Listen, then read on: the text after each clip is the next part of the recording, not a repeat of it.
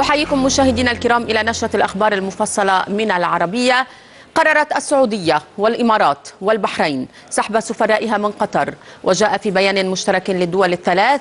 إن القرار اتخذ بعد عدم التزام قطر باتفاق دول مجلس التعاون الخليجي رغم مضي 3 أشهر على توقيعه، وبالتالي فشل الجهود كافة في إقناع قطر بضرورة الالتزام بالمبادئ التي تكفل عدم التدخل في الشؤون الداخلية لأي من دول المجلس بشكل مباشر أو غير مباشر، وعدم دعم كل من يعمل على تهديد أمن واستقرار دول المجلس من منظمات أو أفراد، سواء عن طريق العمل الأمني المباشر أو عن طريق محاولة التأثير السياسي وعدم دعم الإعلام المعادي. وقال البيان إن الجهود تكررت وتم تكليف وزراء خارجية السعودية والإمارات والبحرين بإيضاح خطورة الأمر لدولة قطر، وتم الاتفاق في لقاء الكويت على أن يقوم وزراء خارجية دول المجلس بوضع آلية لمراقبة تنفيذ اتفاق الرياض. وذكر البيان أنه في لقاء وزراء خارجية دول مجلس التعاون في الرياض لم توافق قطر على تنفيذ تعهداتها، مما اضطر الدول الثلاث السعودية والإمارات والبحرين